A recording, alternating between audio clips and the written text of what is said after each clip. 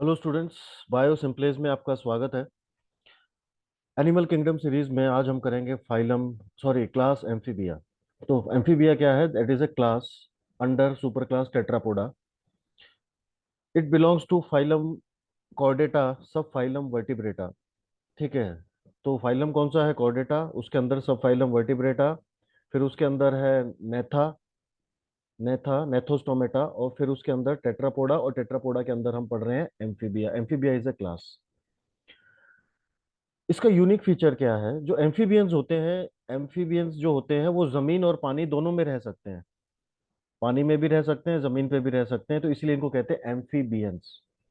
ठीक है। Amphibious animals बोल सकते हैं, एम्फीबियंस बोल सकते हैं, बिकॉज एम्फी मतलब ड्यूल ड्यूल हैबिटेट। जमीन और पानी दोनों में वो सरवाइव कर सकते हैं।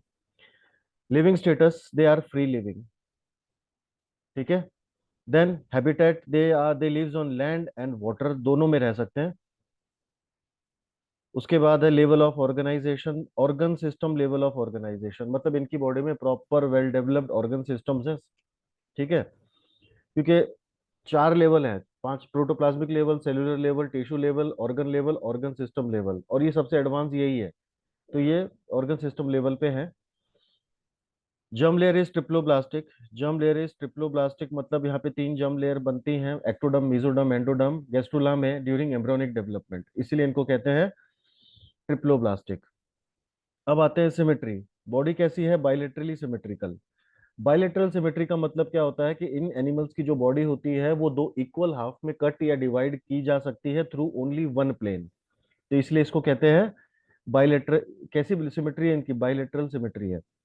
Tube with in tube body plan. Body plan कैसा है? Tube with in tube body plan मतलब दो ओपनिंग है, साथ में हम यहाँ पे लिख सकते हैं कंप्लीट। तो यहाँ पे दो ओपनिंग होती है, एक माउथ होता है, एक एनस होता है। और क्या है? Tube with in tube. तो ये एक बॉडी, एलिमेंट्री कैनाल एक ट्यूब हो गई। इसके बाहर जो बॉडी होती है वो पहली ट्यूब है, और ये दूसरी ट्यूब है। तो ट्यूब के अंदर ट्यूब है, that is tube with in tube body plan. और यहाँ पे दो ओपनिंग है, माउथ एंड एनस। तो ये कंप्लीट डाइजेस्टिव सिस्टम कहलाता है। बॉडी प्लान को अगर आपको डिटेल में समझना है तो इसके लिए अलग से वीडियो है, आप वो देख सकते हैं। देन आगे बढ़ते हैं। यूसिलोमेट। सिलोम कैसा है? यूसिलोमेट। यूसिलोमेट का मतलब है they are having true body cavity और true coelom, which is lined by और either which is lined completely by mesoderm. Mesoderm से कवर होता है चारों तरफ से। एक्टोडर्म, एंडोडर्म का उसमें कोई लेना देना नहीं है। ठीक है। दूसरा, बॉडी स्ट्रक्चर। अब इनकी जो बॉडी होती है एम्फीबियंस की, it is glandular, moist with mucus glands. Glandular है, ग्लैंडुलर है मतलब स्लाइमी है, ग्लैंडुलर है।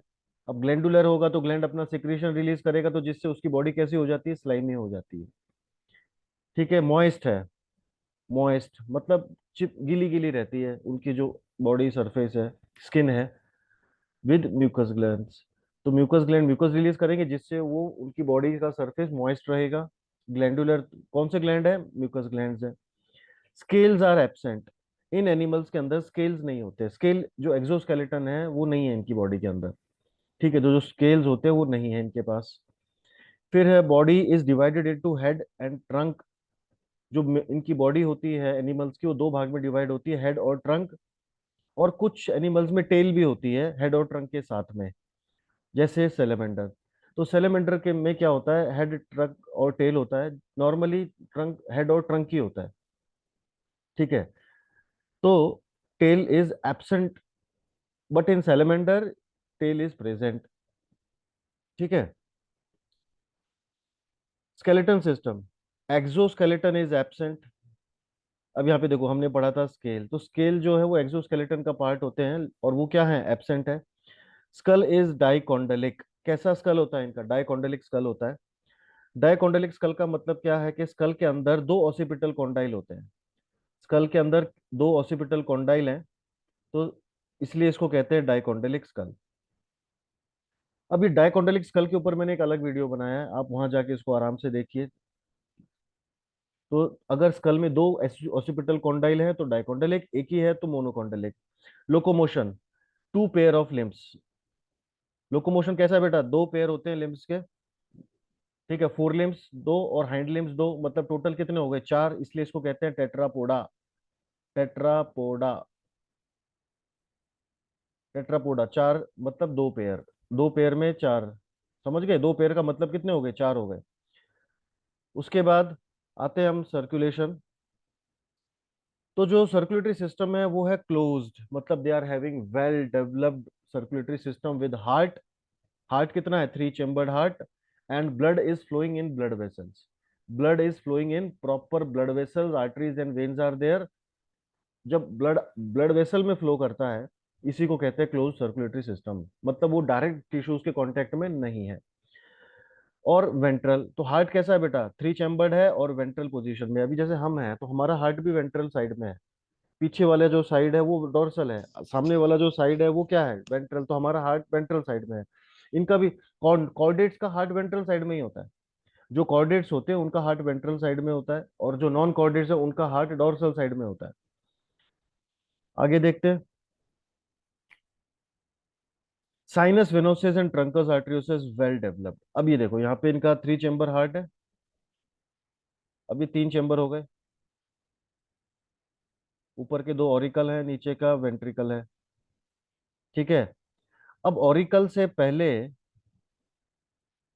होता है साइनस वेनोसस। ये देखो यहाँ पे क्या है? Sinus venosus. तो ऑरिकल से पहले वाला एक सप्लीमेंट्री चैम्बर या एसेसरी चैम्बर आप बोल सकते हो इसको, ये है साइनस वेनोसस। और वेंट्रिकल के बाद एक और चैम्बर जो होता है जिसको हम कहते हैं ट्रंकस आर्टीरियोसस। Truncus arteriosus. तो sinus venosus and truncus arteriosus is well developed. RBC nucleated, nucleated RBC मतलब क्या? आरबीसी के अंदर न्यूक्लियस होता है तो इसको कहते हैं न्यूक्लिएटेड आरबीसी। और कमाल की चीज ये है कि एम्फीबियंस में सबसे बड़ा आरबीसी पाया जाता है। पूरे एनिमल किंगडम में सबसे बड़ा आरबीसी कहाँ होता है साइज में? That is animal amphibia. Amphibia have largest RBC. Amphibia have largest RBC in animal kingdom. अब आगे बढ़ते हैं। पॉइकिलोथर्म्स। टेम्परेचर, बॉडी टेम्परेचर कैसा है इनका? पॉइकिलोथर्म्स है। मतलब क्या? Cold blooded. मतलब क्या? Endotherms. Sorry, this is called एक्टोथर्म्स।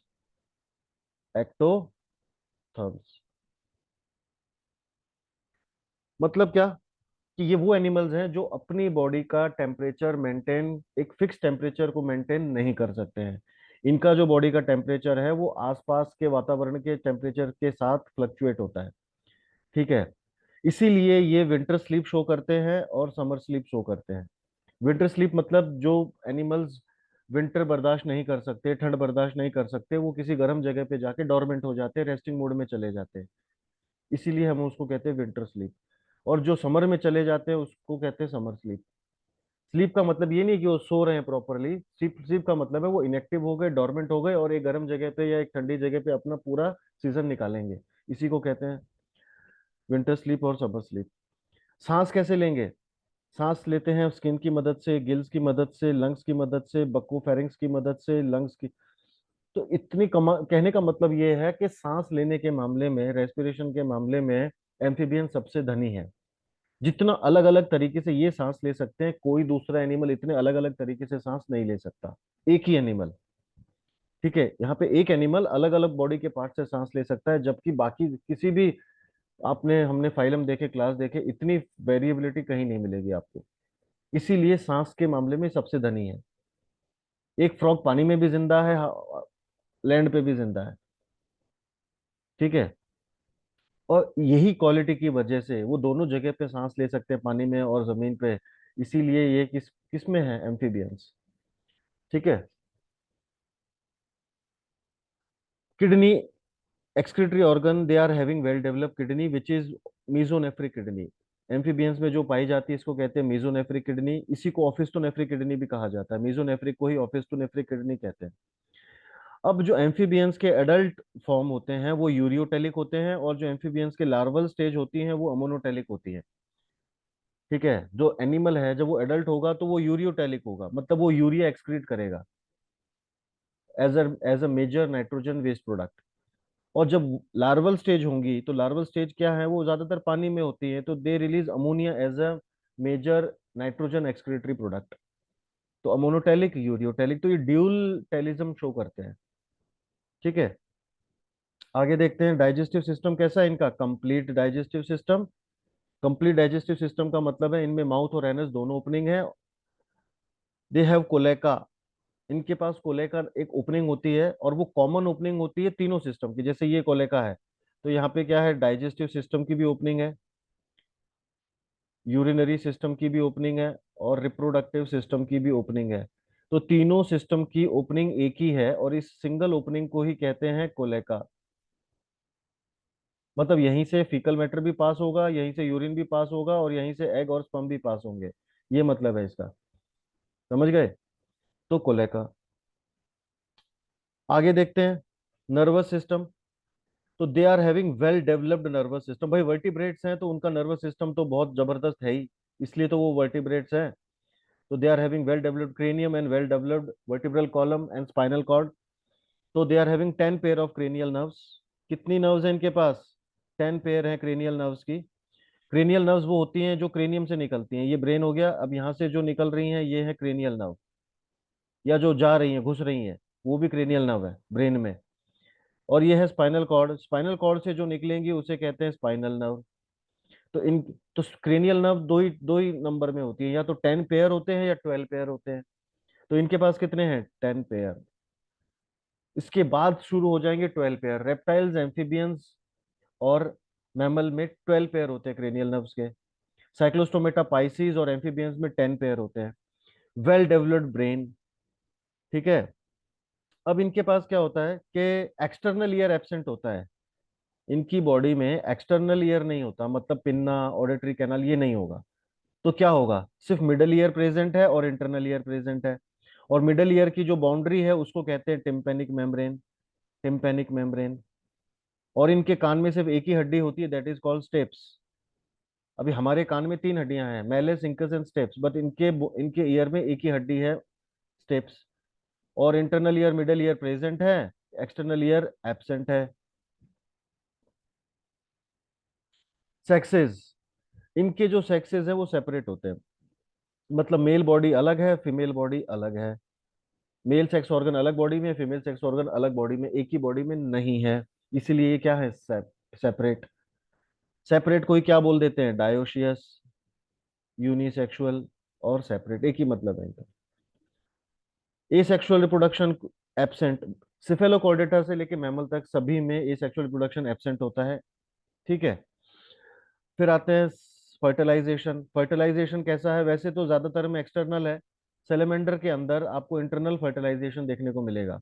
वैसे नॉर्मली एम्फीबियंस में फर्टिलाइजेशन एक्सटर्नल होता है, लेकिन सेलेमेंडर्स में इंटरनल फर्टिलाइजेशन होता है।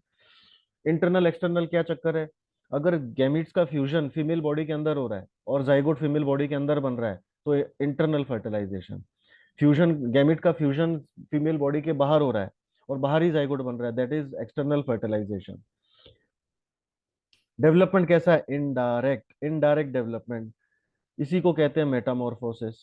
मेटामॉर्फोसिस मतलब क्या, कि एडल्ट तक जाने के लिए लार्वल स्टेजेस से पास होना पड़ता है, तो उसको कहते हैं indirect development. Mode of birth कैसा है, mode of birth is mostly they are oviparous. अंडे देते हैं और अंडे में से वो अंडा टूटेगा फिर बच्चा बाहर आएगा। बहुत कम ऐसे एग्जाम्पल है जो वीवी पेरस है या ओवो वीवी पेरस है, ज्यादातर कैसे हैं, ओवी पेरस ही हैं, ठीक है। अब आते हैं हाइला। हाइला को, Hyla is tree frog, Bufo is common toad, Rana tigrina is Indian bull frog, salamander, Ichthyophis जिसमें लिम्स एब्सेंट होते हैं, कॉन्गो ईल, और ब्लाइंड बम। ये सब क्या है, these are all example of amphibians, class Amphibia, ठीक है। अब इनके इमेजेस भी देख लेते हैं। अब आप देख सकते हैं ये इक्थियोपिस है जिसको हम ब्लाइंड वर्म कहते हैं। तो ये है ब्लाइंड वर्म, इस तरीके से ये अंडे देता है और इसके चारों तरफ अ, बैठ जाता है। दिस इज ब्लाइंड वर्म इक्थियोपिस, ऐसा दिखता है। फिर अगला है एम्बायोस्टोमा। एम्बाइस्टोमा दैट इज टाइगर सेलेमेंडर।